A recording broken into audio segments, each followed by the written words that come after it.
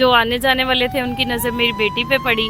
تو انہوں نے کہا کہ ان کے والد سے بات کی کہ آپ ہم سے 3-4 لاکھ روپیہ لے لیں تو آپ ہمیں اپنی بیٹی کو بیچ دیں۔ وہ مجھے ان کے عوض بیچنا چاہ رہے تھے، پیسوں کے عوض، شادی نکاح وغیرہ کا کوئی سلسلہ نہیں تھا، بس وہ مجھے بیچنا چاہتے تھے، اور بیچ کے ان کو کافی بھاری رقم مل رہی تھی جس سے وہ اچھے طریقے سے مطلب کہ نشے کا سامان اور وہ سارا کچھ اپنا کر سکیں۔ بھی ہم لوگ تو بس نکل آئے ہیں وہاں سے، اللہ کے بھروسے پہ نکلے ہیں، یہاں پہ آ گئے ہیں، ٹرین میں بیٹھے تھے، وہاں سے بیٹھتے بیٹھتے ہم یہاں پہ پہنچے ہیں، یہاں پہ ہمیں یہ ٹوٹا پھوٹا سا گھر نظر آیا ہے، ہم یہاں پہ بیٹھ گئے ہیں۔ تو دیکھیں اللہ نے آپ لوگوں کو ہمارے لیے وسیلہ بنا کے بھیج دیا کہ آپ لوگوں نے ہمیں دیکھا کہ ہم یہاں بیٹھے ہوئے ہیں۔ نہیں، رشتہ دار پہلے تو تھے جب تک ہمارے حالات ٹھیک تھے، لیکن جب ہمارے حالات خراب ہوئے، میرے جو شوہر ہیں وہ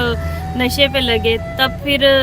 رشتہ داروں نے تب سے ہی ہمارے سے تعلق توڑ لیا۔